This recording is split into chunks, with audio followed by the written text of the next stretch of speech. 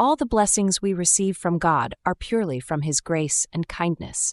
We don't deserve any of it and can't earn His mercy. God created man from dust, gave us life, and continues to provide for us. Everything we have comes from Him, and even the good things we do are by His help.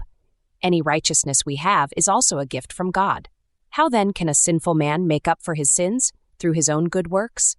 No, because even those works are from God, and many are flawed. Our hearts are sinful, and we can't do anything to earn forgiveness. Only God can offer salvation. If God shows us favor and continues to bless us, especially with salvation, it's purely from His grace. Jesus died for us while we were still sinners, showing God's love.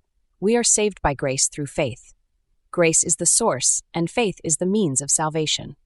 To avoid missing God's grace, it's important to understand what kind of faith saves us, what salvation through faith means, how to respond to common objections.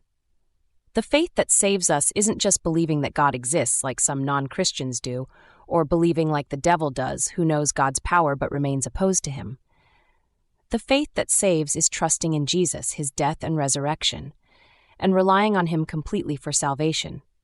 This faith isn't just intellectual, but involves a heart belief that leads to righteousness. Salvation through faith is not something we wait for in the future, but something we experience now. It saves us from sin, both its guilt and its power over us. We are justified, made right with God by faith, and this faith brings peace with God, freeing us from the fear of punishment. Through faith, we are saved from the power of sin, meaning we no longer live in habitual or deliberate sin. This salvation leads to a new life where we grow in God's grace. Some may object, saying that preaching salvation by faith alone encourages laziness and neglect of good works. But true faith always leads to good works and holiness.